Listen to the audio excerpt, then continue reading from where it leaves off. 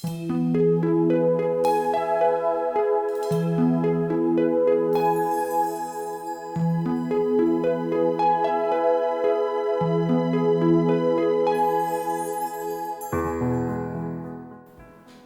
sua faman malo Yesu Kiriso e fiela foi fatalo fam fa felo yatu e lau mai moanga ile le foi vai ngole aso fatalo fantu ile tapo inga mawol tamao pule anga lau fionga le aki epi po mo sese lito li otui e fa pe foi le paio li to ainga sa mai se lo sengo ti akono mo so ani mfaltua fatalo fa foi au no fa voto fa felo yatu ile lava loa le pule anga Samoa pia ya fa pe fo fa pa yatu ile mai mo mai le tatu atu no yo tu langa fa le per ya mai se le tapo inga talo le au fa nga luenga tu tofu ya le tua i so se ekalesia fa talo fatu fa felo yatu ile fa poponga ni le tatu por kalame o fa ingoina o le ava o se pero fatanga le fo o mafatasi male tala inga tu pea to ni o tu pea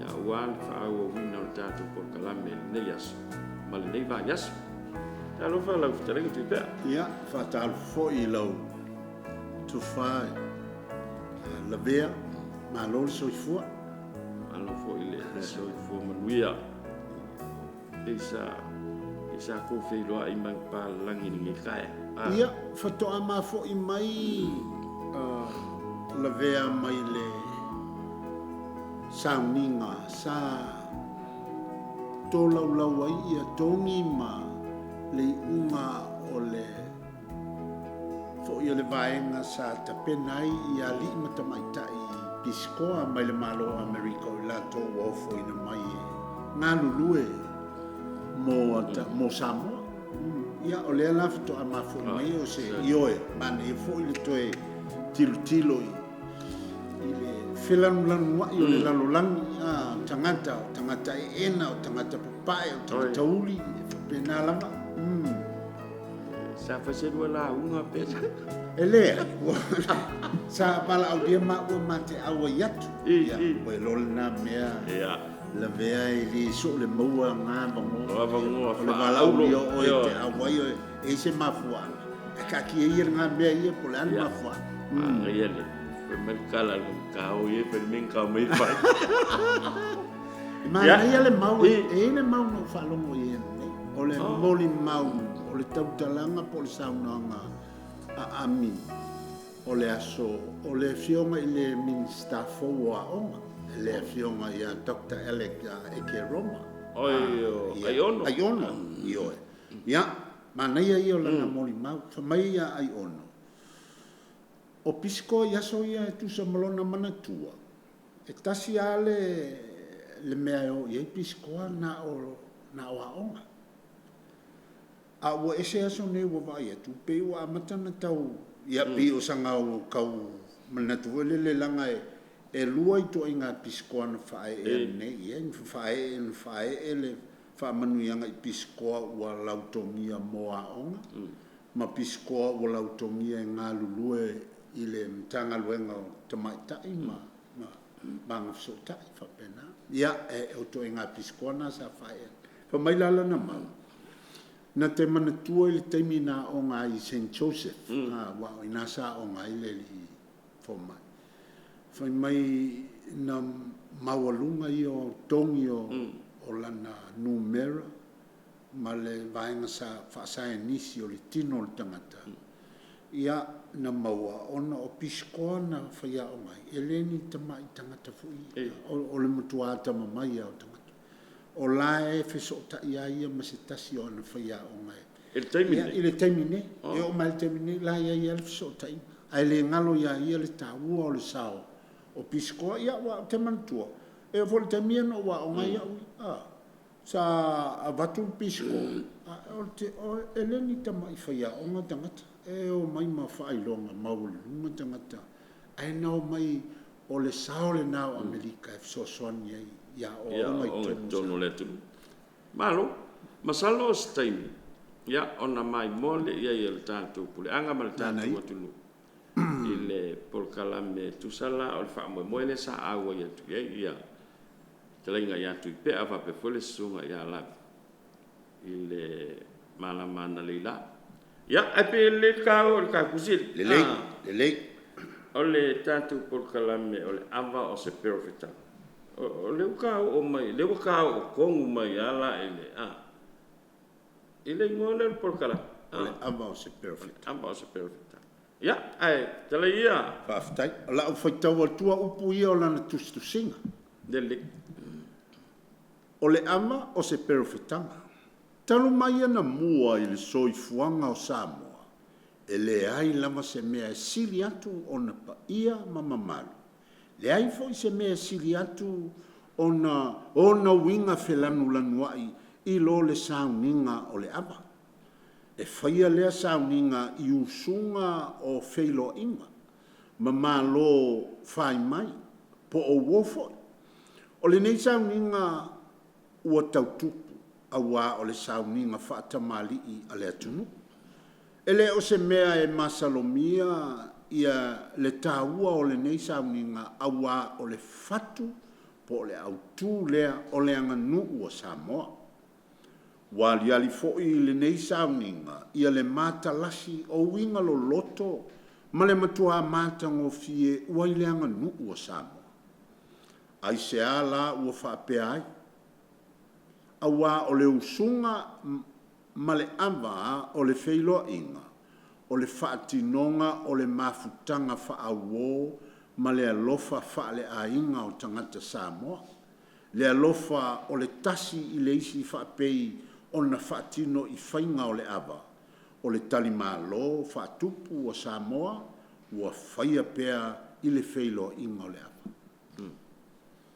malo whafta o le ki o a whai mai o le kāulanga le a Samoa ia so ia so na mua ia ua a fuala ia i finangalo le fionga katina le pio le whape mai e kalu mai anga mua le isi saunga silinga mamalu mapa ia pio le ava o le wa kaulo mafau i le ava atuala ma kai min kaungu oi foi le kale se katolika o le nga whaai loa i tuala o langa fionga le la ave kamai maangai o ilo mafau sila o a e whaalongo nei a e tala le ngafa o le ava e iai ia ngafa o le ava e whaamapu e pue i whilo i ngā tupu matamali i longa o Samoa ia a whaila o le tau mainga o le tala le le ia a wā pei o le whaamapu e pue ngā a tuala masala ina ua talia le tala le le i Malaeola manafua ia na pe ona e fitala ia na to ai le matu pala o le afionga ia pate ia su mai le taunu mai le lotu i le kalisia mitutisi i faleu mautuangiangi e whapea foi le taunu mainga i matangiu whea ngai malea ia ona to ai leo le susunga le ala e whaalupe ai lama pe o le talitonunga le na tonu e se fo inisi mau ai pe o le talitonunga lautele le na o lo fa o ia nei le talitonunga o Samoa o nei mea uma o le e whaapea lava o le maula lea wa e fitalai iai na pati le ava o le ava na pati e whaafeiloa iai ia misionare fai au no mai ma le lotu mai wea ia o no mai ela ia lea ona pati ai leo le ava ona toa ai leo matu palpalai wai e te mana tua o le tala ma le mau Samoa o le tau mai le tala le le na mua ia le ava o lo no winga le ala leo le whapea o le finangalo o le toina o le ama o se anga nuu malu ma o le fatu leo le anga nuu o Samoa o le ama e ala na abia o le fatu le anga nuu malu o Samoa ona upu ia na whaongaina o le mafutanga whaauo ma le alofa whaale a inga o tangata Samoa O le alofa le tasi e whape o na whaatino i le whainga o le ama. O le tali mālo whaatupu le nā Samoa. Ona o le teimi le nā. O le anganga o upu ma le winga o le sauninga. E wha winga i le whealofani ma le mafutanga whale ai. A tangata Samoa. Ia. O le mena e whai mai ei muri taunu umailitale le a ua umami. Le ala foi leo le whape o na upu tomua. O le anga nuu o le ama. O le whaatomuanga lea o le lotu o Keriso. O whaoli o li mai. Ai whai mai ia e muri taunu mai le lotu o Keriso. A ua mua lama iai ia vaainga nei ma talitonunga nei a walanga o le whatu o le awa. O le tasi, o le whealofani, ma le pei o winga ria e whanau mai e tutonu e lei o na tau. O lona winga la, ia, o leo ai whetala i tonu ala i vaina, e taunu mai le lotu a Keriso. Ua iei lea ngana. O lea. O i la lea na tau mwhai elto, ia whai poiporo. Ia. Ia vaenga ia ibu. A whanga solo lava na tātilo lea i le winga o le whawhai poiponga. E tusa malona talitonu. Tusa malona talitonu. O le anga nuu ma le whakersia. Whakersia. Malu, whaftek. Ta whawau. Lei. Whato muanga le ama. O le isi lea por kalafa. O le sauninga atua o le ama. E pei lava o se ata whaatino o le polo inga o le alofa whakersiano. Whapei o na whaalia i le tuspa ia. E le o se mea la e ofo ai i e seisi. I le whetaui.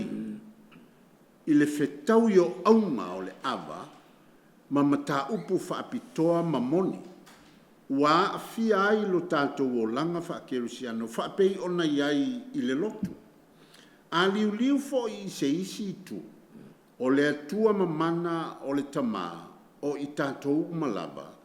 O le tupuanga o mea whaalitino a toa ma mea whaaleanganga. Ele o se mea la tātou te ofo ai. Ia le atangia po le susulu mai o winga whaaleanganga i mea whaalitino o le olanga. O lea, o le a tātou mawhau i le winga o le awa. Tātou te mata i ai mata o le whatuatu. O le whato muanga la o le awa. A tau nuu malo, whenga soloa i se nuu. E tusa lava po ni malo talia, po ni malo whaafua se ia. E la ngai lole nuu masauni lole usu o le whailoa inga i le awa.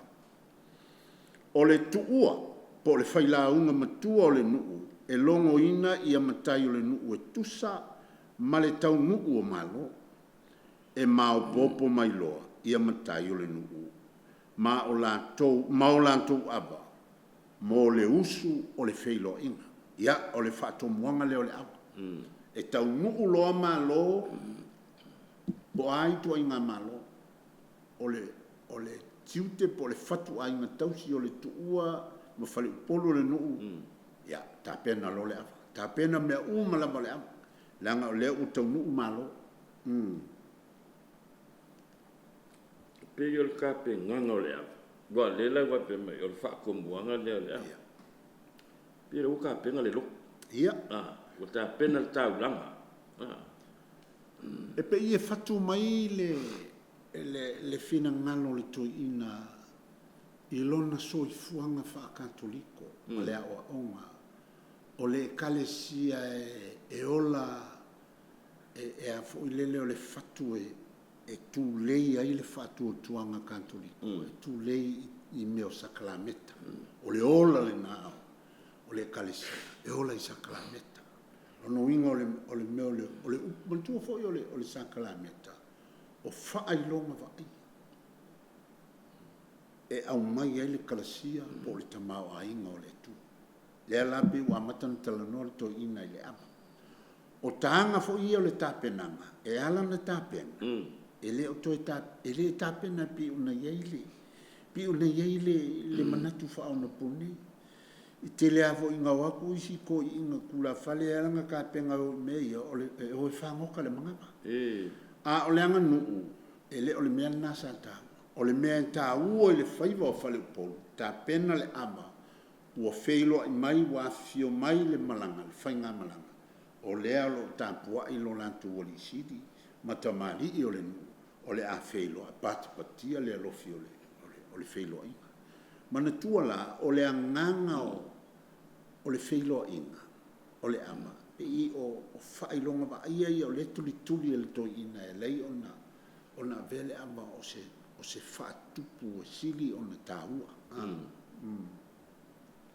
o le ala o sila ia ile tulanga la le wa le ile mafuanga le tau fai to ina fai po ia ile ale winga la o le o nga tusa mau fa tasi ia le o nga le kale sia malona fa tuanga malanga nu ne ia le manatua o le mau le kalesia na motu sia le maftanga le atua ma le tangata ina ua paule ua i tangata o le paulo le ua i tangata motu sia lo na whape i na toe au mai le naso o tanga le fai mai le tali ale kapite le kalesia na toe whaia le atua le soa mafutanga a le atua a ia ma le tangata e ala i lona ala la tatou tilo nei po le ala le tūlanga o le sotanga o le ava le talano i ele to ina ma le alo pele o le atua le na au mai e toe la langa i lunga le to ila le whataua i au upu hua mai o le tongi o le mea na au mai e le atua o le anganga le e ave i le ava o le feilo inga o le patinga o le ava ma le winga fo le tu i le ava tu i le ano tamali ina ia maua le pauta e maua i le sua le ava o le sua le na le ava le fe mai ei upu o le atunu mana tua fe o mea nei le anganu o upu matangata e iai le mana ma le pa ia o le anganu o upu matangata ma le nofoanga e fai ai o ina o lo iai le mamalu atoa ma le mana o le anganu le o le ava ia la uma le tulafa fa feiloa i le malanga ia a uma ona pati le o lai mali e le tausala ma le amanga a uma ona pati le o le ava o upu lai fa iuai ia le launga le o staulanga lea tatou walo ava ua mai vai ae sua mali ava i le lofa o le tua o le mea na mamala ma o ona a ua mangalo ma sua malie ona o le alofa o le tua vai la ia i le sotanga le ua au mai ia a na mea uma e fai upu mea na e le so ona launga se tangata e le tapena le leisela se tula fale na o le tula fale e o iai le mana o le nuu e tautala i upu ia e whapa ia le aso uma whapa ia le aso pa i le ava whaafiti pe a whai o le ia na te vai tō tonga le lau e whaafiti ava ia a e whaatele o le launga la a uma o i le alofa o le tu e launga le alofa o le tua i le mwhai mitu le ngā ale iai ia una pe i leo se sume palo lau launga lau whaututanga ia se ia o tua isi tō tonga le lau o le sotanga leo le anga malo whaftai ia o le ale wingo le ia o le ama o se tasi lea o mea sina a li o Samoa o le ama o se oloa tāua a Samoa a wae wheiloai ma wheso o ta iai atu nuu i mafutanga whaawo ma leo langa whaale uso o le mitamitanga mo i tātou Samoa ia le iloa o winga lo loto ma le tāua whaapei o na iai le ama le lafta o mun tātala o le ale winga o le ama le alawa au mai ia malama ia tanga o vaenga taitasi o le sauninga o le ava o se perfetanga po o se valoanga e whaatepa ai i tātou I lo tātou o langa kerisiano, a o tātou iai le nei la lo langa. Lona winga o tō tonga o le ava. E whaatepa iai tātou o se perfetanga lana na, po o se valo anga e whaatepa i tātou le o langa wha kerisiano. O le tuua po le matua o le, tangata matua o le nuu, I lona longo ina o le saufa inga, mo le whelo inga I le ava. E mawhai o na whaatusa I le atua le tamai, lona awina mai o lona alo e to tasi, o le usunga o le wheloa inga, I le ngā luenga whaaola ke riso, e wheloa iai le langi, male lalo langi, le atua male tangata. O le aba, e mawhai o na whaatusa ia Yesu lo tātou whaola. O ia o le ama whaale langi, na wheloai ma whesolta iai le atua male tangata I le ana I Betelema. Ma tui momoina I Kalevalio, le ana avea ai le koluse o le tā noa o lona alofi pa ia. Ma alofa fitak le winga o le ava. Le winga le ava. O le ala le winga o le. A watu le ava. Tau a fo I puma. Ai whapea mai le ava lea le atua. Sa lea singa. A o isi laka. Ele sa anga lea. Nga anga whai mai au le ava lea le atua ia ma. Kau mawhalo lea. Sa me jau whina ngalor vanga. Ele a whaina tele ia vainga. Ai o le tele au tangata. Mana tualanga iai le winga o le. O si fasi ava le sa I luma isi ava. Sa I au tafa isi ava. E tofu a motu ma. Mai tu maloma o lato talitonunga. Whai mai isi. O le ava le e afu I sa I luma o le ava fo I lea. Na sa e tangaloa. E to e so o ile atali o pava le nga isi luainga o nga soli aku le lofi. Ia, whai mai isi o le kalikongunga ia wha moku I sasae. Ia, e sasae I kafa pe sasae kua. O lai kua ia, o avanga I kuho ia o le moku. Ia, pe sasae I o le iei, ia I kengi fo le kala I kengi fo ia ko lua ma le la ako fo le nga o la me o la ia kongu I la mutu. Ia, pe ie a o na mea uma. Wa abe ese le whaanu po a ua liu I le wha le telosia wha amata upu sisi. O singa ava, o le ava e wha sina mua sina ava an wha pelea. Ia, ava le nei le tu. Ia, pe wha pea isi, ava ma le tu. Ia, pe wha pea isi, ava le nei le tu. Ia, o isi fo I wale saa. Ia, langa o le isi.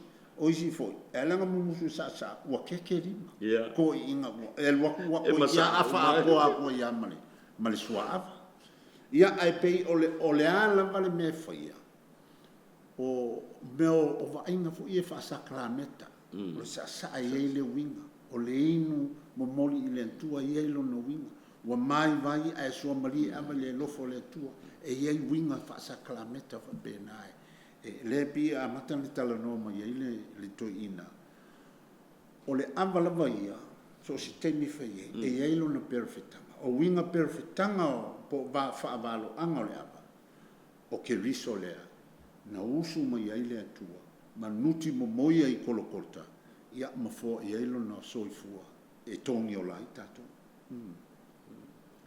le senga la o le ava e se wheiloa inga, mani malo, e o le tali luma whale lea, e whawheiloa I atuai.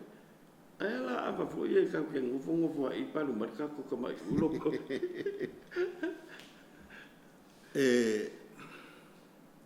O le sua o le ava. Ai iei le taimi e te whaongaina o le sua ava la maitasi. Ai fua I lo whaongaina o ina e tau ai. E tau I lo whaongaina pēa. Nong winga po le ale intention le ante o le ale mafua. Le alo whaomoe. O se ava o se whilo inga. Alo ia po o se ava lava e kaunga. Kaunga ingwe. pakeli ngai aso ma ya pe ya o winga fu ye wo kaule ingi si o so sa o ile format fo le po le taulanginga o le ama Paki ale ko ye ko ka ya si fai vale ya fa pengala vale wi ya ale o nga o tila va va so wo so sa o paki pe o le ale to inga fainga ngai ki fai pe o le winga la le o la tala po o le a ua pati ale o inai loa ai o le ama i le whainga whapea pe i e le manga o kai whai fo i le pe i e le mangongi ma le sua le le anga pe anga nga palupalu ai nguloi oi a le ingua istangata a le momoli e luma istangata pe i e le whaitauria e le sua le le e le o se aval belefa oi ia ka fa solo ma i ngoa ava le le ia ka fai kaula i lona fina ngalo e winga i ngoa ava o ngoa ava e lima i ngoa o ava Samoa ma ua fetau i fo i nei ngoa ma le winga o Yesu le faola mua o le lupe sina o le lupe asina le tausala o Samoa o lona winga o se ava tautupu e le ai se whaingata ia i tātou Samoa o na whaatusa lea ava ia Yesu lo tātou wali i whaola. O le ava tautupu nai pete le ema. Na whanau mai le tāupou o Maria. Le tausala o tausala. Mai le ngafa o tāvita. O le ngalu e ngā le nganga pa ia. Ia o le lona whaamatalanga na... Le ava momuel. Le ava momuel. Le ngoa momuel. O le ava lona lua. Tungase. O se mea e tū ai ua o ia. O le winga leo le upu tungase. E tū a ua ngase. O se isi fo i e ola ai ua tonu o le a faa umatia ma nguti momoia. E tala whea ngai fo i lea ingoa i lo tanto wali i faola.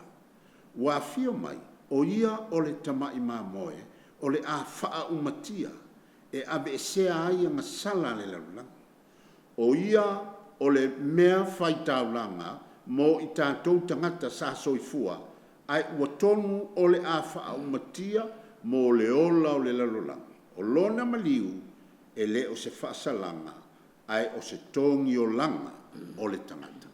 Ia, o le pei o le winga lea o le avae lengo o le tungase. Ia, ai e fo i lau mau lea mea. Ai ka kia pēa lau mau ia, ai ka o le mau lea. Ia, e langa e pe monia. Ia akalango I mau le. Ia langa o leo ke ngofua. Ai le ka wha wau ke ninga lo kaki. Lelei. Tolu. Ama whela foai. Ama ua whetaui I so o se ala wha whe so o tai. Ama e mawhai o na whe wha solo ai I so o se tasi. O le ama e winga matalasi. E wha pēnā fo I Yesu. O ia o se ama whela foai. Awa o ia o le atua o le langi ma le lalulangi. O le ali o li. O le wha masino o e ola mai uoti. Ma o ia e te tau o na ifo wha wheso tai I ai o atunu uma. Ia o le winga whela foai la le nā. E pei o na ielo na whina ngā. E winga uma lama I a Yesu. E aunga uma. E aunga uma o winga pe. Le afo le ngō le upu fo le wha peretani o characters. Ese. Ia e pe ia fo o na iai le talitonu ngai le. Po le tolu tasipa ia. E tolu persona. Ai tasi le atua ia. Ai tolu na persona. Pe ia winga wha pena na le fai o le o ia o le lupesina, o ia o le tungase, o ia o le ava whela foa. Ale fo ia I malesi ava lea. O le unga o le ia sa. Le unga o le ia. Fa mailo na manatu. O le unga o le ia. E whaasino lea upu I le tua o le laumei. Maona te unga. O se tarita ma o se olo fo I e pui ai tōtonga ma le ola o le laumei. E whaingofie fo I ona abe lea suafa I a Yesu. Le ama o ama. Awa o Yesu. o le leo mamoe lelei. O ia o le talita ma le olo e pui ai tātou i le nei lalolangi. E whapena ia pe ona au mai le salamo e luas futolu. Whai upu mua ma le whai upu e wha. O le alii o lou leo mamoe o ia e le aise mea o te mativai. E ui lava ina o savali le vanu o le anta o le oti. O te le fefe lava i se mea leanga. Awa o e tate whaatasi maa. O laula au malau to e wha mawhana inaia. O le winga unga o le ia lea o Yesu. O le leo e pui. O anga ngale. A unga ia o le ia. E pui e inga ia mai o mawhiki. Ia. A leo wha ingoa i Samoa. O ia unga o le ia. Unga o le ia sa. Ia o le lona lima. O le whitaia i mausu. O le feilo inga uso, o se mafutanga whaale ainga, ma o se whaatasinga lofa ma whaale uo.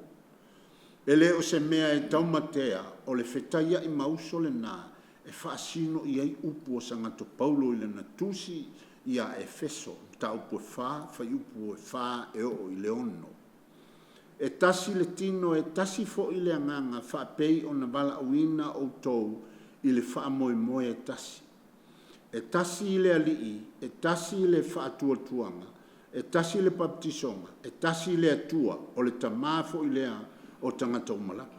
O le wailunga o mea umalapa, o lo o i tutonu fo i o ia mea umalapa i oe, o lo tato walii, o le malae fono o tangata umalapa, o lo tato sotanga lea. O le winga whetaia i mauso lea o le awa. Ia, e pei o lana ia le, lona fina ngalo lea se. I ngoa o apa, ufa ingoa. E tala whea unga lapa. Malo tātou wali i o Yesu Keliso. E pei ana tātala noho le teimo soi. I le tele o ingoa o le ava, tele o sauninga matapenanga o le ava. Ae tasi ale aunga o Yesu. Mo ila. Ona o Yesu ele ngata o le osi taulanga o ia foi o le mea whaitanga ia le utatou tilo ia o le winga le ua tu amatana bavala mai o tu wha kerusiano po o tu wha le atua na tupu mai tonu o le ama wha le anganu o Samoa ona o le e ala ona pati se ama, ona ua iai se mafutanga whaauo, whaale ainga, whaauso, whamai fo ileisi ana whaamatalanga, o le tasi, whaalofani, whaamangaloa, ma le while mu, o tū le leia i te tonu ina ua pati lea, lea e whapea tātou pati patia, o lea lava se mea manei e tupu, lea ua tātou pati patia lea rofa, pe i e mafua mai te tonu li pati patingo lea, e ala mo ka paki le apa. O nga ua whai fo upu. O mangi whingau nga mangi mea sa ua mangingo le mato le vai ua koa le whelo inga ka koua. Tau si le file mu ma ua mau le whamangaloa pe a whai o se ifonga mea whapena. E whapena ala le anganga le ana te amai ai le apa. A whai o le whatupu le a Samoa. O se anganu whatupu le a Samoa. Ni awha o le ale mea lai lai ona tau tupu ina ua olo pala ina le tungase ona mau ai lea o le sua awa ua pati ai le ua inu ai le atu ia e whapena ala le e le tau whaamatale mai e uwinga o Yesu i le ki o a kau whai mai ia upu muri o le fola awa a ao le malai mo wako ale avale o Yesu ko mai ne ya au mai alo fina ngalo langa le te vai e tu ta taivi o ta la ta fo taivi ai va tu ia va no i la telinga ya tu pe o le afa solo alta tu ta te tala no pe a pe o winga ia ua i lea vaenga o le amitanga o le tusi. Le a ua vavala mai le uinga na tala noa i ai. O le anga nuu o le whaato muanga lea o le lotu o Keriso na whaariori mai. Tau nuu mai loa a ua uma. E tau nuu mai a ua iloa e tangata le e mo ia o lai tau tangata. A ua iloa a fo i tangata e ele me ta o le file mu. E ele me ta o le whealofani. E ele me ta o le whaaloalo. E ele me ta o le tasi. Pe i o winga lana la e au mai e ia. Ele i whapea na whatoa au mai ma misionare. E te le fo i le ngā misionare na au mai. Aina e au mai. Wa uma na whato mua e le anganu. Pe o le winga le pele ai pele anganu i a tato. I lona whina. Ma lo whaftai. Ia. A whai a tasi ale awa o Yesu. Ia walaki sa foku rako. Ia. Nga kokoi. Ele meke soi. Ia langa o lau ka mua fo i. E se fo i. Kasi le ngā winga. E se le a fo i le. E a noa wha amata upu siri. Mo i lau. O le tā noa o le tino mara. A le lilo mai. O lo winga. A e ingo ai sole fefe. Ia ke le lopo le ka ke ia le kalanga le me. Ka ke o ia vai o lengo. Ia ka ke o ia manga ia. Mani. O le tatu po kalamel na mole so. Ma le nei vai aso. Ia. I lau mai mo mai. E tā ofi ese tangata. E mau ese le tulu. Ia. A fina ngalo fu i le ia o le feo ngā katina le pio. Ia. Le mā te whaasoa antua. Ia ala i lana tusi le nei. Ia e wale popole. Se akala e sawa i nga fa la ko nga akala fo i upon e mo ia upon e fa pelang o le ai vivi e fa nga down na wa ai ala te Moses fa po ponga le tatu por kala me le vai aso sau fa te tele la mai mo mai fa te tele nga ya tu pe Antonio tu pe ya mole fa so fo ya me se le au i le no tatu fa mo le so tatu fe lo il vai aso fo manuia le whai unga le vai aso. Manuia toi ngole so, soifua. Soifua ia.